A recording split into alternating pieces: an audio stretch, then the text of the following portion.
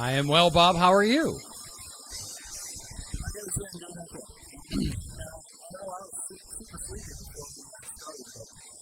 You were borderline sluggish. We can't. We cannot have you be sluggish. And by the way, that was Jack Butler on bass there, wasn't it? That's really good stuff. I love that. Did he write that? Yes, that's phenomenal. Phenomenal. Guitar playing wasn't too bad either, and not too shabby. And we are missing Mark Seibert this evening. It's hard to know with Mark, but one thing. And one thing I want to remind everybody about is on March 23rd, which is a National Puppy Day. We are going to show pictures of the photos that you send in of your pets, of your dogs. We do. We're going to be showing, and we've already gotten some pictures that we will be highlighting on the 23rd. So please send us your pictures of your dog. So yes.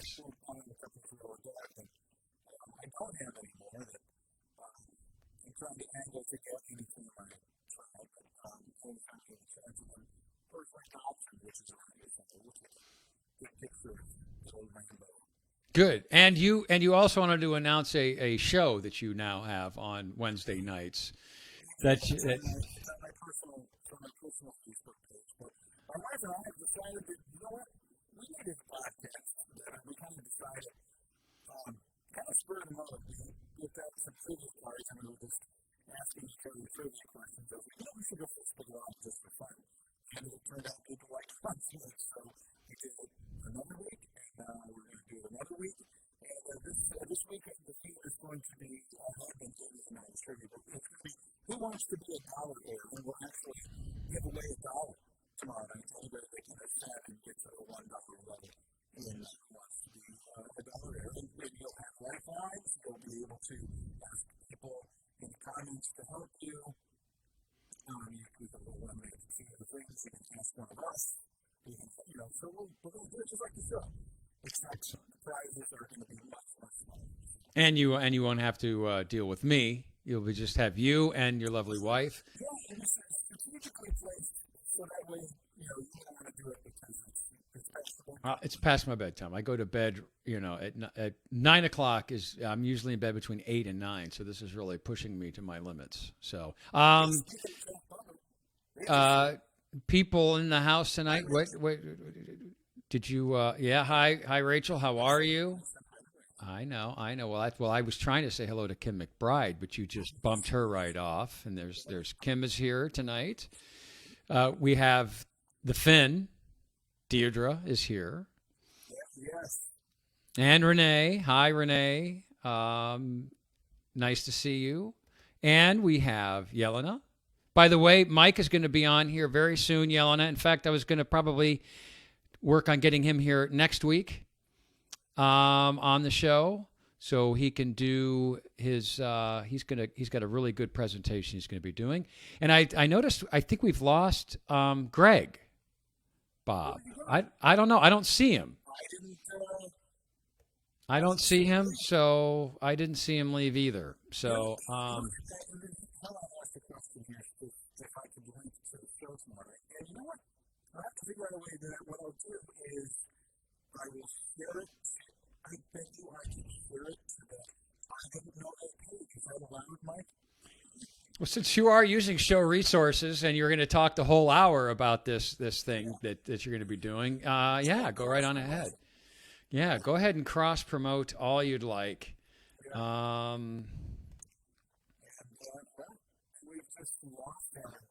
And we lost our only guest. Yes. Yes. Well, our first guest.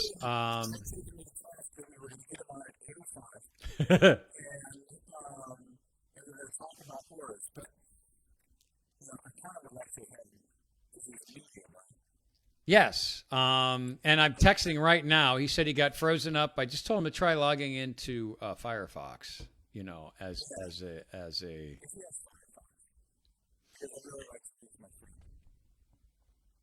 Yes, it's all about you, Bob. It's all about your Wednesday night show. It's all about you reaching your friend. So should we just move right on to Dr. Tudor here? Susie is in the house. So hello, Susie. Uh, okay. Yeah. Well, according to you, Bob, we have all kinds of time. It just time means nothing to you. Yes.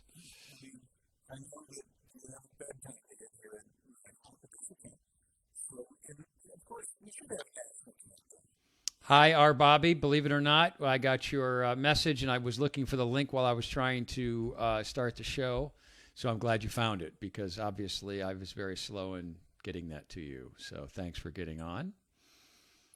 Oh, wait a minute. We have Greg is trying to get in here.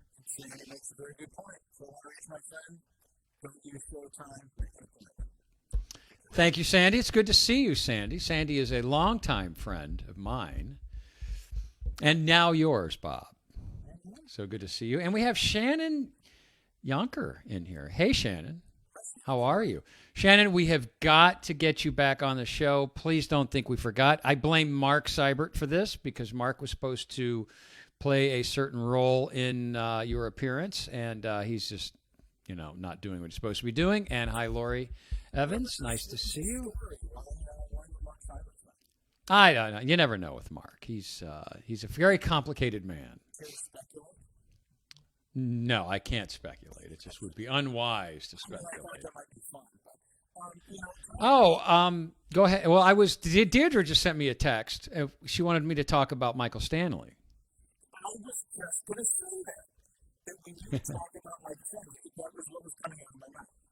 Go ahead.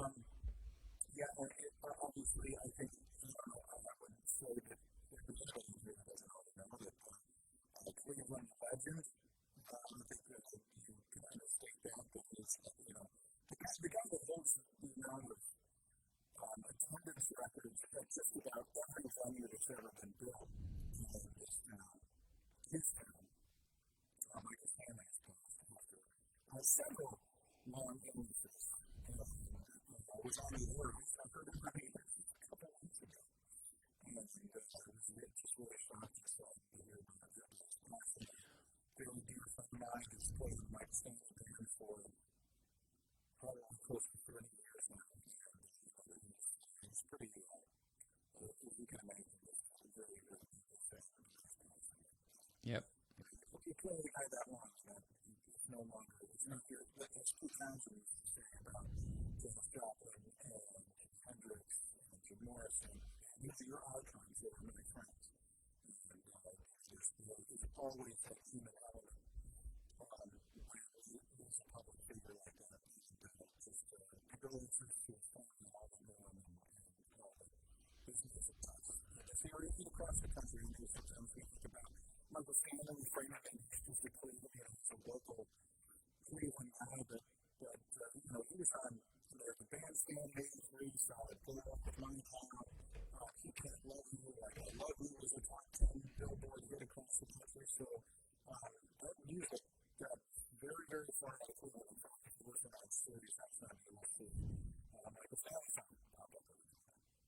Yep. And by the way, Shannon, Lori Evans says that she would go in Mark's place, so we can maybe do that. But I was actually in a band in high school. We were called Ladies' Choice, which was after, I think that was Michael Stanley's second album, was called Ladies' Choice, and I was in a band called Ladies' Choice, and we actually opened like in 1982 for Jonah and the Heroes. We opened for Jonah and the Heroes, and he had Danny Powers on guitar. And that was just a lot of fun, and we did that. In fact, I've got a little within Facebook. We've got a chat group that's from the old band members of Ladies' Choice, and we were talking about that and got to see some pictures. And sorry, I canceled you out or you canceled me out as we were doing that. So Big Dave is in the house, yeah. So I think that while we're waiting on Greg, I say we bring on let's. No, you say it. You say it. Rock, paper, scissors. Rock, paper, scissors. Rock, match. What do you got? Oh, click, click, click, click, click, click, click, click, click, click, click. All right, all right. Well, we are going to talk stimulus with our favorite dean. Yeah, our fair stimulant, Jarrod Tudor. And I have to do something here really quick, Jarrod, as we're getting ready for you to talk, because we're talking big numbers, Jarrod, right? Big numbers. And with the big numbers, you are dressed appropriately, and I got to put a tie on, so I'm going to need a shirt with a collar. And I'm going to get a tie, and we're going to put a tie on because we're going to talk big numbers with Dean Dr. Jarrod Tudor. And I'm going to do something that you refuse to do, Jarrod. Wow, this is tight. It's. What are you doing to yourself? Well, I ask myself that question every Tuesday night. What are you doing? But here we go. So I got myself a nice plaid shirt, but I'm doing something that you refuse to do, and that is I got a red base tie on. Okay? The audience members asked for a red tie, and you know what? By golly, we're going to give it to them. Since you it sounds like what they want, I'm giving the people what they want. How about that? You know, I think they're also going to ask that you get a mirror. Why? Because you should see that thing. There we go. That's louder than Karaoke Bob after about 3 beers. What? This tie? Yes. How about that red tie, huh? Look at that right there. Wow. All right. Okay. Words just can't explain. So how about that? And I've got a nice plaid shirt on, you know, just to, you know, keep it light a little bit. All right. So let's talk about the stimulus package. I see Greg got in, so we'll have Greg up here in a couple of minutes if you're okay with that. And, you know, right now, here's the best comment of the evening. Looking good, Mike. Thank you, Renee. Oh, what? And now we got competition. So Renee just must be listening in. Yeah. So, so let's talk about the stimulus package that's going on. We've got it's $1.9 trillion. Yeah. Is that right? Maybe we can be done by the time Bob finds something to put on. So $1.9 trillion. It looks like it's going to get passed. Am I correct? Yeah. Okay. So what's in the stimulus package? Well, a lot of goodies. So, you know, it was interesting listening to the debates between the Democrats and the Republicans, and frankly, they were probably both right. The Democrats saying this is absolutely necessary to keep the economic recovery going, making sure that we don't stall out, and the Republicans saying a lot of this was on the Democrats' wish list. They're both right. A lot of this was on the wish list. But to start, those who have an adjusted gross income of $75,000 or less are going to get another stimulus check. $1,400. Now, this is in addition to the $600 in December, the $1,200 last March.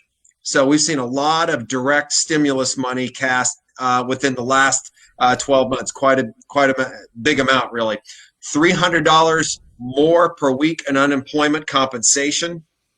And this, again, to remind our listeners, is above and beyond what the states are delivering. So again, states, we have 50 different states, 50 different systems. Ohio's tends to be pretty generous, but you get $300 on top of that. There's also an increase in the child tax credit. Goes from $2,000 to $3,000. If you have a young one under 6, you get another $600 on top of that. And these are credits. They're not deductions. So you get the full amount for that particular child. And again, if you have, let's say, a family of 5, right? And those in the household, however you define it, it really doesn't matter. You're getting $1,400 a piece. And let's say there's 3, 4 children. Again, that's another $3,600 if they're under the age of 6. So we're talking about a lot of money. And what's important to keep in mind is that if you look at the last 12 months, we now have $4.5 trillion in stimulus. All right, so this is the 1.7 last March. This is the 917 billion we had in December, and this is one more huge tranche. And I'm using that term loosely because usually when you use the term tranche, it's an equal slice. But this is mammoth. And if you think about how the Democrats are getting this through. They're getting it through with no Republican help whatsoever. Now, I say that here on Tuesday night. Looks like the House will get it up for its post-conference committee vote on Friday. I doubt any Republicans are going to break ranks. And then, of course, it'll go back over to the Senate. It's probably going to be a 50-50 split. Kamala Harris, the vice president, casting the tie vote. So, yeah, and there were 2 Democrats that are siding with the Republicans last I saw in the Senate. Do I have that right? No, you don't. Not on this. So this is going to be pretty tough to get through. So if you think about where we are in the post-conference committee vote, all right, it's probably going to be 50-50 with Kamala Harris. Maybe they'll get 1 or 2 to break, but man, I don't know where they are. I don't know where those votes are. Now, remember, the Democrats had trouble keeping Joe Manchin from West Virginia, a Democratic senator, on board. I mean, it took 12 hours on Saturday just to get him kind of back in line, which is what, the Senate whips do. That's a leadership position in the Senate. There's one in the House as well. And your job is to try to, whip everybody into shape and keep them in line. And that was pretty tough. Joe Manchin kind of trying to be that maverick that John McCain at one point in time was seen as being in the Senate. So obviously we know that the goal of the stimulus package is to get the economy back rolling. It's to keep the economy rolling along. Now, again, if depending upon what your gauge of the economy is, all right, we all know that the stock market is not the economy is not the stock market. The stock market, however, is indeed at an all-time high. It's higher than it was pre-pandemic. That's pretty impressive. Unemployment is down to 6.2% nationally. The economy is humming along. This stimulus package is largely designed to do 2 things. Number one, make sure that demand stays high. One of the things we learned over this pandemic is we didn't stop making stuff and people didn't stop buying stuff that could afford that stuff that's being made. All right. The second thing is to take care of those that were the most vulnerable. And we know, we've learned a lot about our economy over these last 12 months. Those service workers that are in some real trouble, that are still on the sidelines, still haven't been called back to their restaurant. All right. Again, that's the kind of the mantra we use almost all the time now. We think about those restaurants closing, bars, etc. Those that cut hair, do those kinds of service activities. They're still on the sidelines, and now they're going to get an extra $300 to carry them through September 6th. So the latest bounce we had, federal bounce, to be careful, in unemployment compensation is going to expire at the end of this week. So the legislation really did need to get through, according to the Democrats, as soon as possible. And the student loan forgiveness is still rolling until when, approximately? Well, until the end of this month. But, not forgiveness. I said that wrong. But right. So, and again, President Biden did this through executive order. 2 very important things. One is the student loan debt moratorium. All right. So the idea is that student loan servicers can't expect to collect. And the other one, of course, is the foreclosure and renter protection, right? So the idea is no evictions. There's a moratorium on that, as well as the foreclosures. Now, again, this stuff's going to wrap up here pretty quickly. So now my best guess, and this is just me reading the tea leaves, is that the student loan moratorium will probably get extended.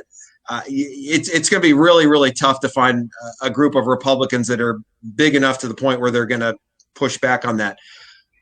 The renter protection is a little bit different. So the idea is that if you have enough stimulus, the stimulus check plus unemployment compensation, people should be able to pay their rent. So you've got a lot of landlords, right, that are saying, hey, I need my money because my bank is waiting on me, right? So, I have a mortgage on my my real estate property, right? If I'm a landlord, I need rent from tenant. I give rent to bank, right? And right now they're in some trouble. So the hope is, of course, that they can keep that going. I don't think the Biden administration has enough of an appetite to extend the moratorium on evictions and foreclosure. I just don't see that. Student loan, no problem. I think they're going to push that back because that's everybody's problem. So here's the question that I always love to ask people and let to hear about. How does the U.S. government borrow $1.9 trillion? You sell bonds, right? So this is going to be an interesting dynamic in our economy, right? So think about it. We've got the stock market that's going up, right? Everybody wants to be in stocks, right? So if you're going to buy stocks, you don't buy bonds. Now, if you're not buying bonds, that means the price is going to go down, and the yield by which the government pays on those bonds is going to go up. So although not exponential, not huge, the cost of government borrowing is actually going up a little bit. All right. So I just did some numbers. If you think about this package, right, that we just put out, 1.9 trillion, it's not going to cost us 1.9 trillion. It's about 2.23 trillion in the end. These will most likely be 10-year bonds that this is going to be financed on. One of the things that in reading what a lot of prognosticators were looking at, they thought maybe this would be funded through 30-year bonds. It's not. It's being funded by 10-year bonds, largely because the interest rates are still incredibly low, even if they're ticking up a little bit. If things had really gone off the rails, those of our listeners that remember the savings and loan crisis from the 1980s, where the government, it was so bad, sold 40-year bonds. It's the only time the United States government has ever done that. So there is some 40-year-old debt still hanging out there for a few more years for those that own it. So they're going to borrow it. Again, if the stock market keeps going up, nobody's looking for safety. Safety is in those bonds. And there's an inverse relationship between bond yields and bond prices, right? Bond price goes down, that yield's going to go up. And so it's going to get even more expensive to do this. The reality, of course, is although the Republicans are saying, man, this is a lot of money in a wish list, and the Democrats are saying this is absolutely necessary because we can't risk the economy backsliding, they're probably both right. At some point, it's all going to get paid back. And you've got an American economy, right, that's 22 trillion year on year, right? About 20% of that this last year is in debt. You got about 4.5 trillion in stimulus alone. So it's a little bit, I mean, if you think about GDP, right, that doesn't mean it's paid off. That just means the value of goods and services were produced here in the United States. Doesn't mean everybody's cut a check for them. So you've got 4.5 trillion, about 20% of that in government debt alone. It's a considerable amount. It's going to take a while to get it paid off. And does that concern you? Yeah, it does. It's at some point you do have to start paying your bills. Now, again, according to economic theory, if your growth rate outpaces the rate by which you borrow, right? So let's just say easy numbers. Your growth rate's 3% every year. You're borrowing at a 1.5, all right, 1.5%. You'll be okay. There is a constraint at some point in time. You can't always just print money and pass that off, right? At some point, those that buy that debt, those who buy bonds, will stop buying the bonds if they think there's risk. Now, the safest investment in this world is the 30-day treasury, right? The risk that the United States government would not pay their debts in 30 days is so remote, we consider that risk-free, all right? So think about that. Now, you extend that out. What's the risk they wouldn't pay it in a year? Probably almost no risk, but a little bit more, 10 years. Nobody could really imagine the United States government defaulting. And the reality, of course, is that if that's priced in there, the United States government can always borrow it at pretty low levels. The problem is we are starting to see a little bit of an uptick in inflation. Inflation will push, right, those interest rates up. That includes the rate by which the United States government borrows, all right? And it'll be interesting to see how these first bond auctions go, right? So when the United States government sells bonds, it's like any kind of real estate auction, right? People bid, right? You bid how much and at what price, and they're all blind, and you don't know what you're going to get until the government says, hey, this is what you won at that price and that amount, all right? But people that do this for a living are pretty smart folks, and they will figure out where that limit is. And if you don't have buyers, then you can't borrow. So what happens if the economy doesn't fully recover from doing all of this? What will there be another stimulus package? I don't think you'll see it. So one of the things that, again, there's a lot of risk here now. the Republicans, frankly, had a couple of pretty good points here.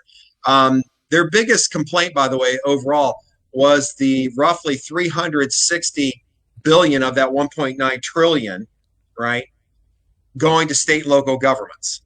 Okay, that was actually their biggest hangout. Now, what's not in the stimulus package, of course, is the increase in the minimum wage. So the Republicans got that out. If you remember, the Senate parliamentarian said that doesn't really fit into reconciliation. And by the way, the parliamentarian was absolutely right. It's not really, that's not a budget provision. You're not talking about borrowing money and going and spending it. So that's not it. If the economy falters, right? Which I don't think it will. I think we're actually in good shape. I think we're doing a lot of things. But again, once the party's over, that we want to avoid the hangover, and we really will have to start paying the stuff off. At most, I think you would see a very moderate, mild, take care of the weakest, most vulnerable people kind of stimulus package, and probably be about 300 billion. Not much. Right. Okay. Well, and you and I could debate. I've kept largely silent on a couple of things just because you and I could break into a debate for about an hour that would probably put everybody to sleep regarding this.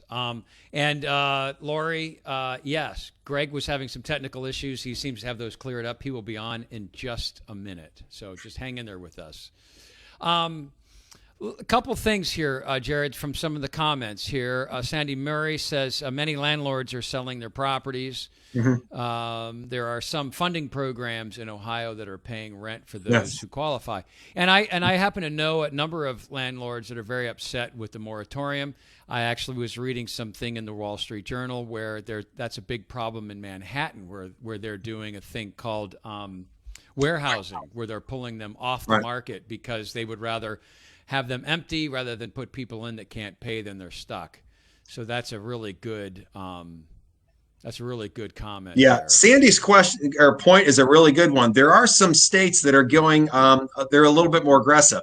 So there are some states that are saying, okay, the feds are giving a little bit extra in terms of stimulus. There's states such as California that are doing the exact same thing. Now, the difference, of course, is that when it comes to states have to balance their budgets. Right. There is no deficit when it comes. They all have state constitutional provisions. So states are able to do that. They've got a little extra in their treasury, and they've decided how to do this. Some states have helped out their landlords. Again, if you're looking to buy real estate with interest rates being this low, especially things that qualify as rental property, over 4 units, the mortgage would be commercial, et cetera, that type of thing. Maybe now's the time to buy, but Mike, you make a good point. The cost of evicting somebody is not cheap, right. And it's not just the lawyer and the fees and all that stuff. It's often, as much as nobody likes to admit it, the destruction that goes along with that unit, right, yep. While somebody doesn't want to pay, and then they leave, and then you got to get back in there and fix it up. So you have the extra turnover costs you would otherwise have trying to get that thing. Rented. So it's not an easy place to be. I think one of the arguments that could be made, and some Republicans made this, it wasn't enough of a push to the point where it got to the House and Senate leadership in the Republican Party, was that, well, maybe that 360 million doesn't go to state and federal, state and local governments, but rather it goes straight to the landlords to kind of get them tucked away. Now, some landlords could do PPP loans, but again, at the very, very small level, that helped maybe a little bit. But the thing is that when you tie all this together between the stimulus checks, right, the one-time payment deal, all right, and the additional unemployment compensation, state governments, again, when the eviction moratorium and foreclosure moratorium goes away, right, they're going to have to support their judicial systems whereby landlords can get people out if they're still not paying after those additional sources of funds. Again, the stimulus check as well as the weekly increase of $300. Now, again, we're not smart enough to know that what works in Ohio is going to work in Mississippi, because when you think about weekly unemployment, the real crux of that comes from the state. All right, the feds are just saying, here's an extra $300 a week, an extra $1,200 a month. maybe that gets you through rent, maybe that covers your mortgage payment with taxes, but it probably doesn't cover a whole lot else. Right. Well, Jarrod, we're gonna have you back on as this thing winds its way through the system, through the economy, and we really love your contribution on the political side. So we're gonna see you back again here, hopefully real soon, with updates on what's happening in Washington and on the stimulus. So, Jarrod, thank you for your report. I very much appreciate it. Have a good evening. You too. Oh, Bob, that was a great report from Jarrod. We can.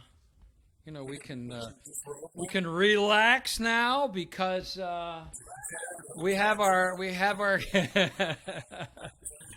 yeah. So because we're gonna have let's bring him on right now. Greg Nicholas, how are you? Hey guys, Yeah. good. Yeah, Greg vanished on us for a little bit, and your fans were wondering what happened to Greg. Where is he? Yeah. Did you guys decide? Everything not to went have him dark. on? Everything. It did here. I don't know. So I'm glad you got straightened around because you're a great guest. You are a lot of fun to have on and to talk to, and you have excellent information. And so I want to get your banner going on down below for those of you that want to get in touch with Greg. You have an email address and a phone number from the last time we have that on there. So get in touch with him. You will not be unhappy with that. In fact, we had a couple of our listeners that are actually watching here tonight that went out to see you at one of your appearances, and they were just wowed by you. Absolutely wowed. Yeah, we can hear you. Why?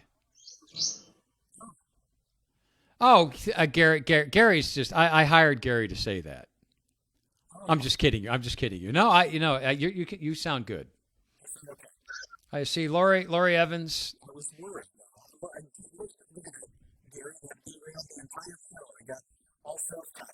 Yeah, so Lori Evans went. Said that Greg was awesome. Wow. Kim McBride, he's outstanding. I mean, these are very high accolades for you, and rightfully so. Bonnie says hello, Greg. So and Renee also. Look at that. I mean, I could just spend the rest of the show just with the audience participation. Totally wowed by Greg. So Greg. You have big shoes to fill, high expectations for what we're going to talk about next. So thank you for your time. And you're going to talk to us tonight about how to see aura and feel energy, correct? Yes, correct. Yeah. Yeah. Hi, everyone. Thanks, guys. Yeah, Mike. Auras, energy field. How sometimes people see them. Sometimes you can feel them. What I'm going to do tonight is just go over briefly how to see energy field. A lot of times I like to equate this, everyone, with is if you're driving along on a nice sunny spring or summer day and above the horizon on the trees, you see like a white haze or a white mist. That's the start of an aura or an energy field, okay? You may be looking at a plant sometime and see it around an energy field. That's the aura. Back in, like the Renaissance, medieval times, the paintings, when you see a halo around somebody, especially someone who is considered maybe to be very pious or very religious, it is considered, that is what they consider to be a halo, someone who has a very bold energy. You can also feel an aura or the energy. Sometimes if you get next to somebody and you can feel it like a pulsing or something, that's their energy field. Or if you feel maybe you're pushing away, sometimes that is the aura or something pushing somebody away. Auras are there. You can use them to see someone's energy, someone's mood.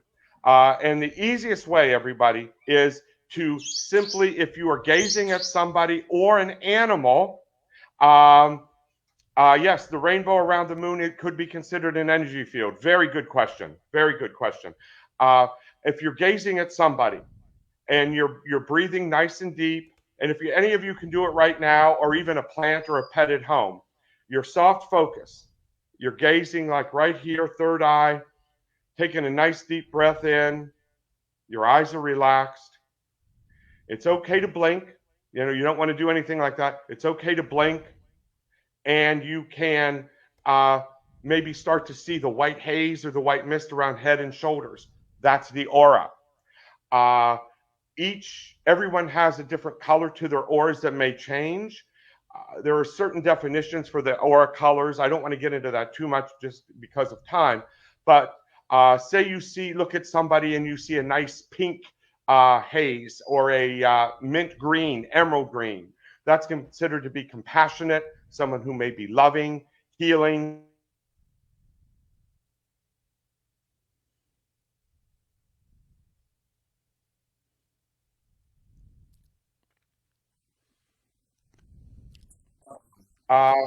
If you say, oh, are you feeling blue today?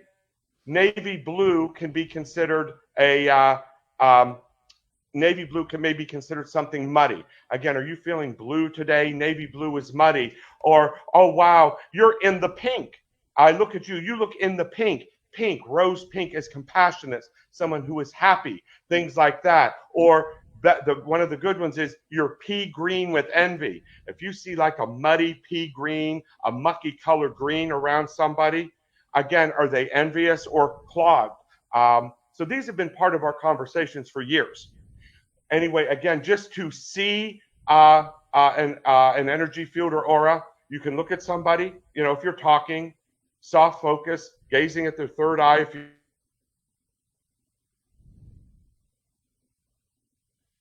coming about.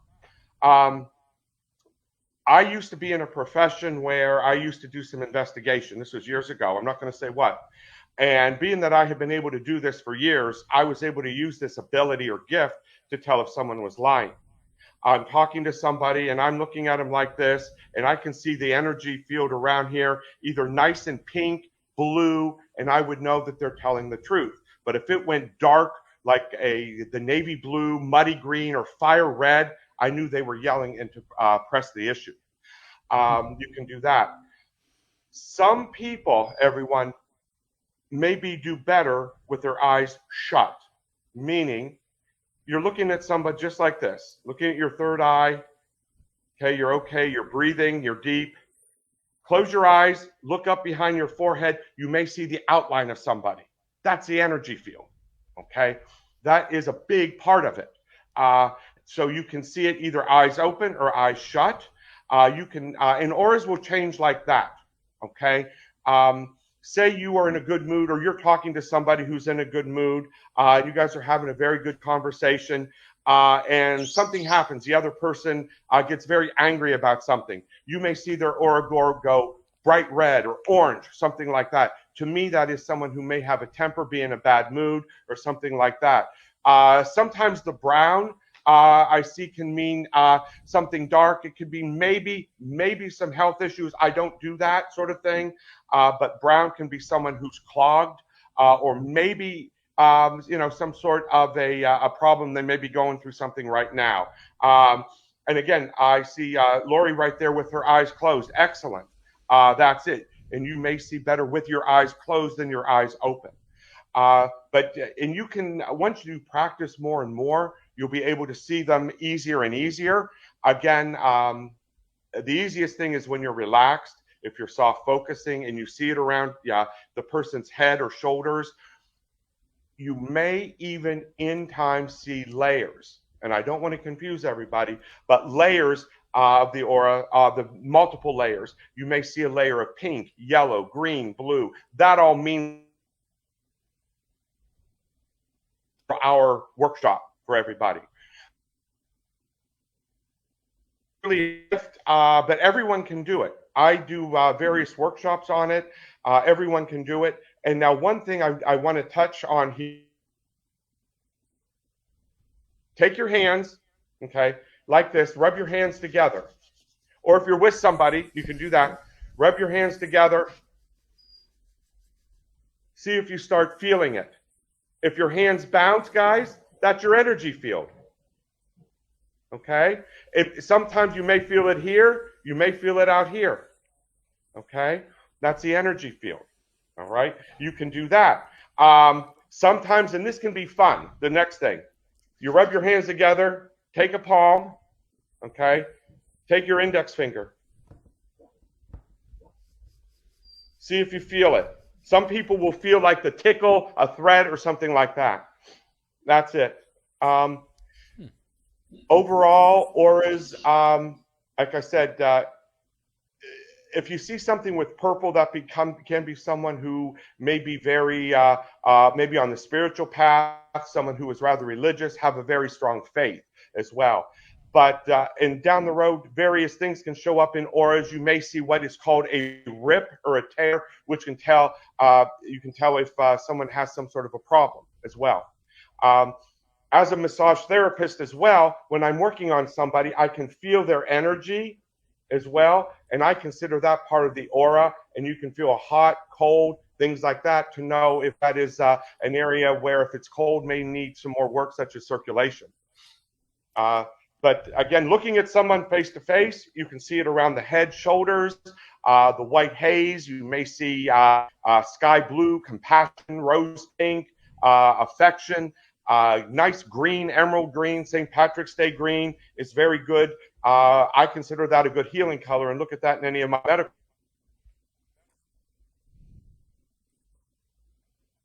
One right now feeling energy.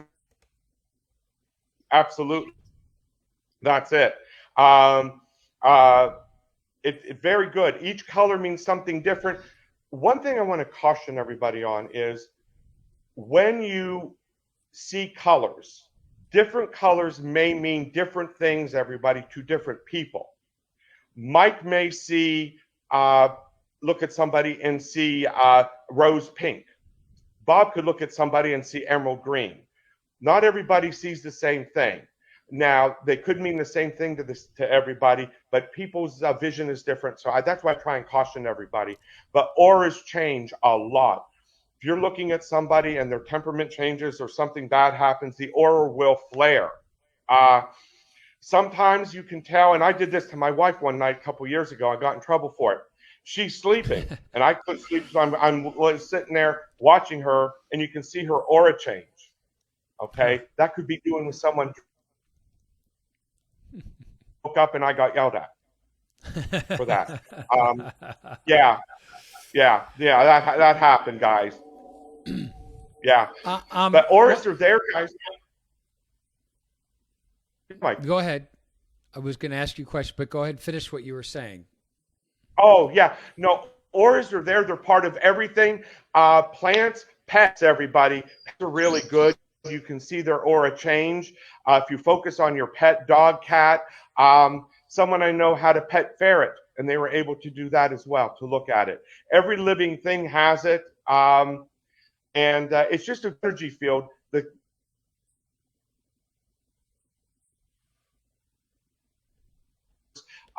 Like pea green, the green with envy, stuff like that. The dark navy blues, things like that as well. Red, fire engine red or orange means someone who just is somewhat maybe having a bad day, a little bit temperamental, something like that. Okay. So, Greg, I saw you had mentioned something about a workshop. Is this something that anybody could go to? I offer them at various shops I work at, from Akron up into Cleveland. And if I post them like on my Gregory Nicholas Facebook page when they are. Now, I will tell everyone right now, with the virus, we still don't have anything scheduled for that, just because of distancing. Hopefully by someone who mentioned the full moon, that is a very good observation, guys. I have heard people call that the moon aura, or an auric moon. That's a great start. That's a very good start too. Okay. But I encourage everyone to practice. One thing you may want to do is take your hand, okay, put it on a black background, something like this, and just soft focus at it for a few minutes, and then see if you can see something around it. The energy field or things like that is very good. That's a good way to practice. I firmly believe everyone can do it, either with your eyes open or, in fact, your eyes shut. Again, a couple of you had said comments here that you are better with your eyes shut, 100%. And if you're talking to somebody and you just blink like this, you may see their outline. That's it. That's her aura. That's her energy field. I was having fun watching Bob. I took you off the solo watching Bob. Why? Yeah, Bob, you're doing it the right way. I got the guitars in the black background, and I kind of see like a yellow light around. Yeah. Well, now, all right, Bob. To me, now not everyone. To me, yellow orange can be creative. The nice sunshiny golden yellow to me is very good, very positive. It wasn't brown or muddy, which may mean you're somewhat creative but stuck right now in that. A creative blockage, perhaps. Mm-hmm. Yeah. All right. Well, and we can find you on Facebook as Gregory Nicholas, correct? Correct. On Facebook, and definitely friend him up, follow him, and as you can see scrolling below is phone numbers and email address for Greg. Greg, thank you so much for your information. It's always fun. And, briefly, Mike. Yes.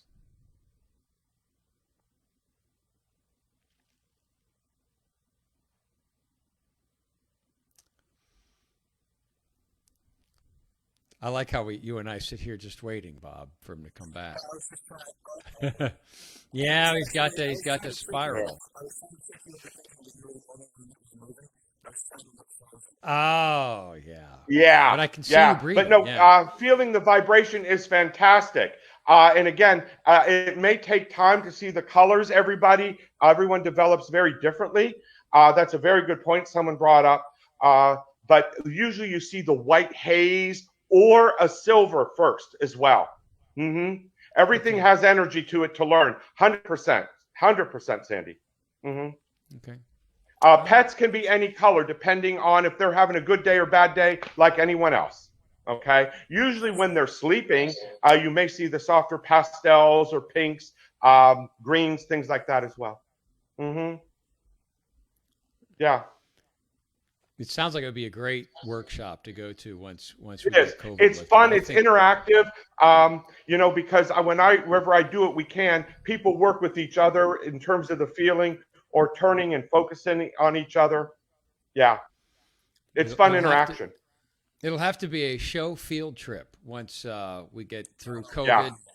And we could go and visit Greg and just terrorize him while he tries to teach a workshop.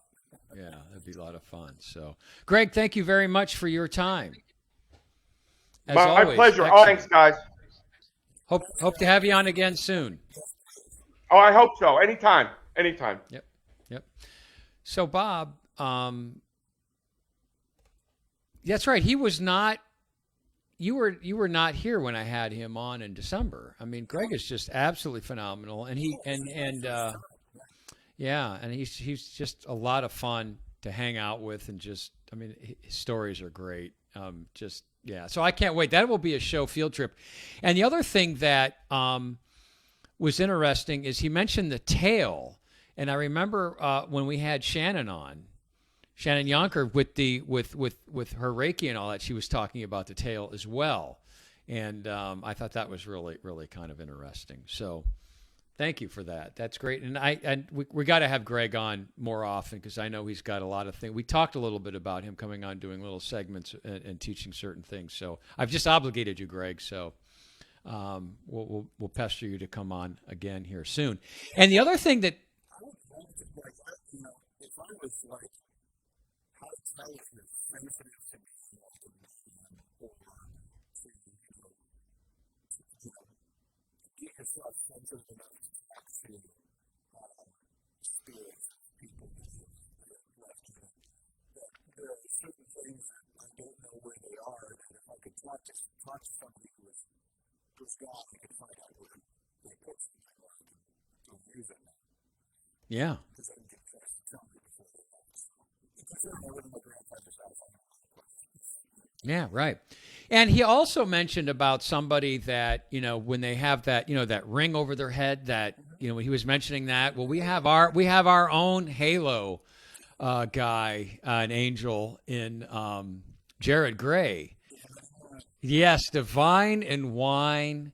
We have Jarrod with us, who we're starting a whole brand new thing here on the show. Isn't that right, Jarrod? That's right, Mike. And how are you this evening? I'm all right. How are you guys? We are well, and I see your halo as we're talking. It's right above. It's right above. It's that yellow brick right above your head, perfectly. Oh, it placed. is. That's you right. See that? Everybody see that yellow brick right there? Yeah, just there it is. Yes, absolutely. There it is. Perfect. That's right. I think the more I see around here is the pinkest color. Those are I like rosé. Yes, it's. I was going to call it the ruddy winter look, but Things are brightening up. Rosés are on their way. So, Jarrod, we developed this wine of the week, which, first of all, as we talk about it, you can always go visit Jarrod at Home Buys on Whipple Avenue Northwest in North Canton, if you would like to purchase what he's going to talk about. So, Jarrod, why don't you talk to us about wine of the week? Bob, what were you, if you want to jump in? I was going to confirm that Jarrod didn't send us a bottle of the wine of the week, so that was a glass at the same time. Well, here's what I'm going to be doing, Bob. So periodically, I'm going to be doing this wine of the week. So tonight, I'm going to tell you what wine we will be opening next week. I'm going to give all the instructions this evening. So when I'm done, you have 1 week to find the wine. And next week, when I'm on, we will actually open it all together. We'll use the correct wine glasses, and then we'll get to discuss. Yeah, you have a week to buy some correct wine glasses, Bob. And then...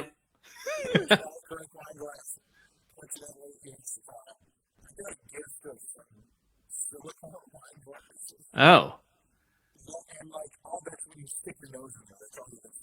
Oh, yeah, it just ruins it, yeah. So after this evening, I'll give you all the instructions, and next week we will actually taste the wine together. We'll look at it, we'll smell it, and we'll kind of take some of our viewers' comments and questions about it, and that will be our wine of the week. And I have a picture of the wine of the week that I will be doing this week. So this is called Allemande Malbec. So I chose to do something a little bit different, but still kind of mainstream. So Malbecs have become very popular in the last probably 10 years. So I wanted... Correct. So this comes from Argentina. So I have this available at my shop. It runs $12.99. So you can come and see me this week and pick it up. And if you want, you can pair it with Manchego or an aged cheddar. So I'll probably be bringing a Manchego or an aged cheddar, and I will be opening the wine and pairing it with the probably aged cheddar. That's probably what my wife will want as well. So we'll all do that together next week, and then I was just going to say we're going to have that up. Yep, very good. Yes, Deirdre, come on. And I fully expect Renee and Kim to come in and finally see me after a couple months of supposedly coming but never showing up. So hopefully, calling you girls out. I'm calling you girls out. Lori says, "Oh, they're coming, and then they never come." So, by the way, speaking of showing up, look look at the comments section here. We have look who woke up. That kind right there. There you go. And another facet to this wine of the week, if you come, that's right. Ahead. So Go if ahead, you Jarrod. come in and speak with me and pick the wine up, then we will take a picture if you're comfortable with that, and maybe post it on the show depending on how much time and how many pictures we get. So come in, find the wine from me, speak with me. We'll have a nice conversation, and we will share this wine all together. Now, Bob, you are probably going to have a hard time finding this wine. It's probably not going to be found in Brunswick. You might find it in Medina or Strongsville. I would probably. Yes. So this particular wine comes from one of my little boutique distributors that does not do well in Bueller's or Giant Eagle. Heinen's maybe. I know there's a Heinen's in Strongsville right off of, what's that, 82, 83? 80, yeah, right up there. They might have that. So that would be maybe a good place for you to look. But if you are not available to come and meet me, you can probably grab just 100% Malbec from a Bueller's, an Acme, or a Giant Eagle in that $10 to $15 range and kind of drink it along with us and play along. Correct. Yeah. So that's what we'll be doing next week. And if you guys are not into Malbec, well, guess what? Through this series, we're going to be doing tons of different stuff. Couple months here, we're going to have rosé season. So I'll probably be picking a couple rosés. So there'll be different stuff all the time. So you'll never be wanting for anything interesting. So that's what we're going to do. And really, if you can, you got to get in and talk to Jarrod, meet Jarrod and talk to him. Because, I mean, he's got a story behind every wine and every bottle in that store. It's just fabulous to go around with him and talk wine. I mean, it's a great experience. So, and by the way, once again, because I know a couple people wanted me to post a picture of the wine again up. But again, I just want everybody to be aware that we will have that picture up on the show page here in the next day or so that you can reference it back. Okay. And get it. And then Susie should be in too as well to pick her bottle up. Oh yes, she will definitely. All right, very good. She will definitely be in. And again, go out and see Jarrod at the Home Buys on Whipple Avenue in North Canton. He's definitely worth the trip. For sure. So. And again, if you want to eat some cheese with it, I would suggest Manchego or an aged cheddar. Those two would be very nice with the Malbec. So and that will be also on the show page, the pairings as well. Deirdre's going to put that all up there so that very people good can reference that. So absolutely. Okay. Well, very good. Thank you, Jarrod. Thank you for having me. We'll see you next week for our wine tasting. You got it. All right, Bob. Bob, looks like we made it through another show. We did. I stayed awake the whole time. You did. You came alive when we started talking about the wine and the auras. You never asked Greg what you said you were going to ask him. Well, that's because we ran out of time. No? Okay. All right. Okay. I'll talk to you. No, I mean, there's somebody I'm trying to reach. And I just don't know. It feels important to try and reach him. So, okay. All right. Well, Bob, why don't you take us on out of here and let's wrap up this Tuesday night and let you get to bed. You're gonna be keeping Mike Stoffer at bedtime hours here. You're tired and sluggish and everything.